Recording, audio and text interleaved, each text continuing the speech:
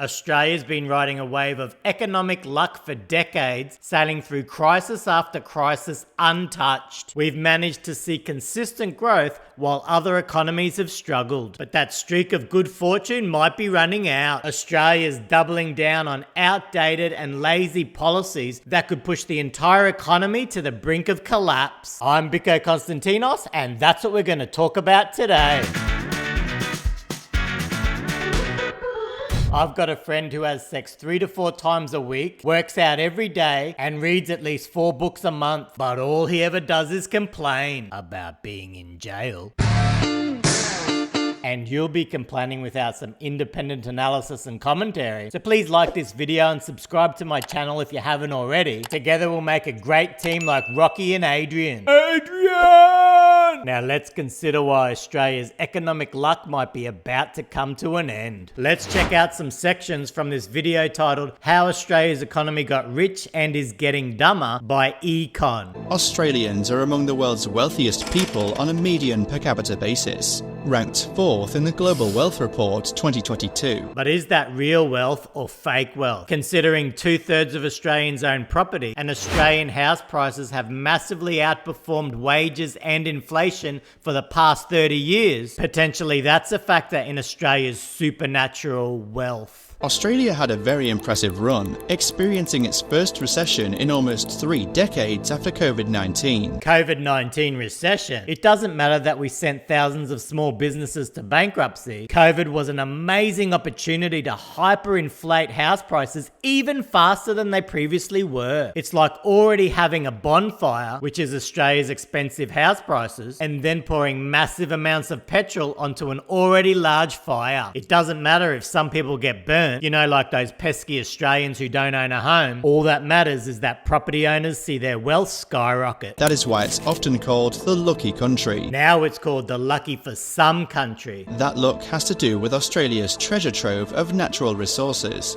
iron ore, coal, gas and gold. Digging them holes and selling them resources, baby. Australia understands supply and demand, and they were able to cash in on the global demand of our resources. But when it comes to our real estate, they don't seem to understand supply and demand, because their only solution for improving housing affordability is supply. Supply, supply! Or maybe they do understand and just don't give a rat's. In 2023, Australia exported approximately 895 million tonnes of iron ore, which constituted about 56% of the global seaborne trade of iron ore. That's a crap load of iron ore, making Australia a crap load of money. Australia has just been through one of the biggest mining booms in its history, particularly during the early 2000s and into the 2010s. All boom, no bust. But will Australia's luck run out? This boom, driven by high global demand for minerals and energy resources, particularly from rapidly growing economies like China and other Asian countries. So China basically made Australia rich. This mining boom increased Australian living standards substantially. By 2013,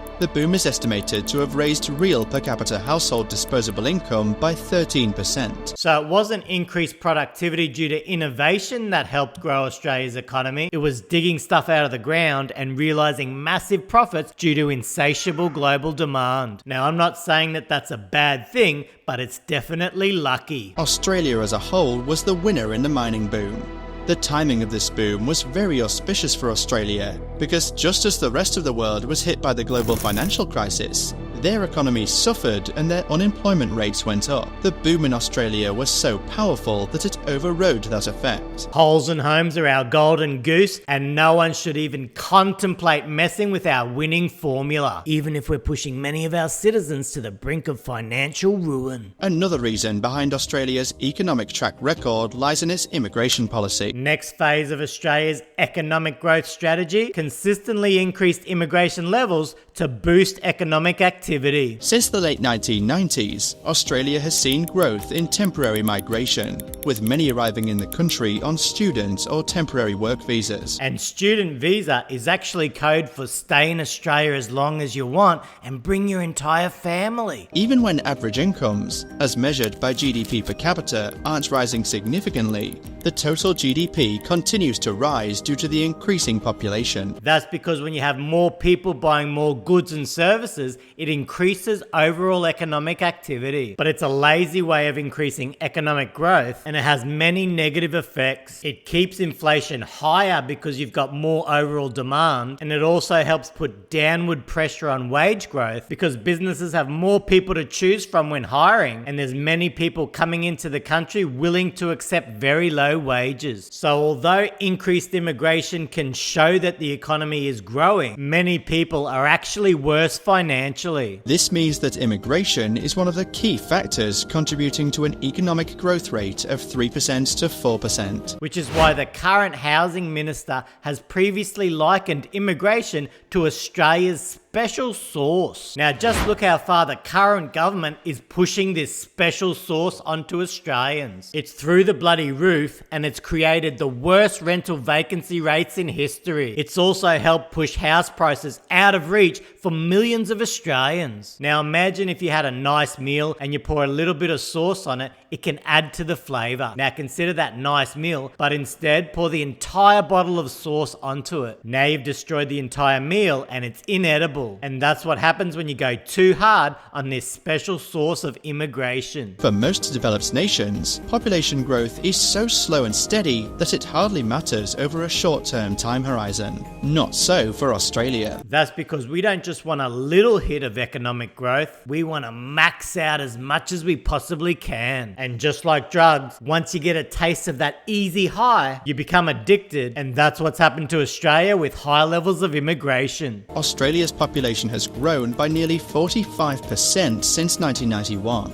No other major developed country even comes close to that rate. Both Canada and New Zealand have also followed this immigration on steroids strategy. And wouldn't you know it, all three countries have some of the most expensive housing in the entire world. Coincidence? Methinks not. Australia doesn't have a particularly high fertility rate. In fact, the rate is well below the replacement level required to keep its population stable. So without immigration, Australia's population would actually be going backwards, similar to countries like Japan and Italy. That would have the effect of actually reducing demand for property, which would most likely lead to lower house prices. But there's no bloody way Australia would put up with that, hence mass immigration. The majority of Australia's population growth comes from immigration. In turn, Australia's so-called economic miracle is based on immigration as well. So it's actually more of a manufactured economic miracle. So why is the Australian economy not a giant? And what economic problems could impact its future growth and stability? Because all we've got is holes and homes. And of course,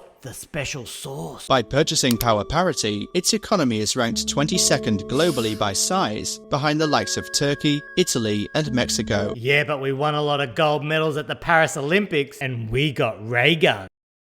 Australia is rich and dumb, and getting dumber. Harsh but fair. Unlike most wealthy countries, Australia's economy lacks both diversification and sophistication. How dare you! Despite being the world's 13th largest economy, Australia fell from 57th to 82nd in economic complexity from 1995 to 2021, a decline that is accelerating. Are you telling me that digging holes and boosting immigration levels isn't complex? Yeah, maybe you're right, but at least our house prices are skyrocketing. Economic complexity is important because it allows countries to produce unique, sophisticated, and high-value products with diverse export destinations. We may not have economic sophistication, but millions of Australians are using sophisticated strategies to take advantage of Australia's housing tax concession. If we can take advantage of negative gearing and capital gains tax discount, we bloody well will, baby. It also guards against major economic shifts that could dramatically affect a country's reliance on a small number of industries. And this is where Australia will come undone one day. Imagine what will happen when the mining boom's over and house prices can no longer be propped up through government and central bank policies. Australia's economy will collapse like a house of cards. Additionally, Australia's largest export, iron ore, is heavily reliant on Chinese demand. And we're already seeing major risks here as the price of iron ore has been plummeting on the back of China's property crisis. Some of our prior luckiness is starting to run out. Australia is currently suffering from low productivity growth.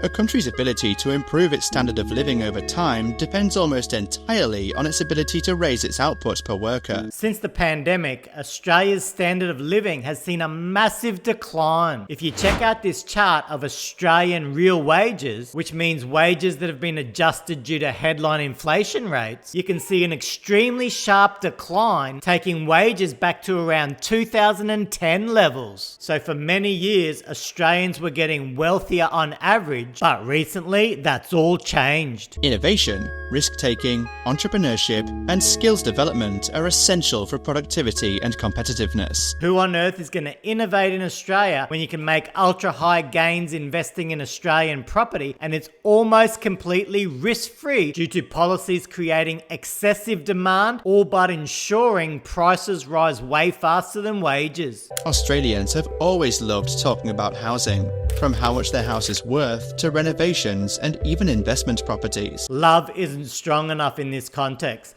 Australians are bloody obsessed with property. And that's because we quickly realised you can earn more from a property going up in value than you could working full time for an entire year. The gains you make on property are significantly more tax effective than your income from a job. And it's not just Australians obsessed with property. The government's also obsessed with keeping property prices ultra high because that increases the wealth effect where property owners feel more wealthy and they spend more into the economy. And another thing, politicians own a crap load of property, so they personally benefit from prices being sky high. There has been a lot done at the policy level to ensure housing is a commodity to be speculated upon, not simply a means for people to live. Housing is seen as a vehicle through which to become wealthy. And that's where Australia has royally screwed up, in my opinion. By prioritising housing as a commodity to gain wealth, we've kicked this can down the road way too far, and now there's basically no turning back without risking an economic collapse. And that's because Australians put so much debt into property, any real housing crash in this country would be absolutely catastrophic. So policymakers will keep encouraging massive demand for property because they've basically got no other choice. You've got first homeowner grants to try and make it look like you're helping. The coalition's talking about allowing more use of super to get more people into the market. The banks are talking about increasing mortgage rates to 40 years, 50 years, and the central bank basically wants to cut rates as soon as possible to allow more people into the market. Australia has a lazy and unsophisticated economy built on natural resources, high immigration, and a never-ending housing bubble. But the trouble with going all in on easy, relentless growth is that you greatly increase the risk of economic collapse. I'm Biko Konstantinos.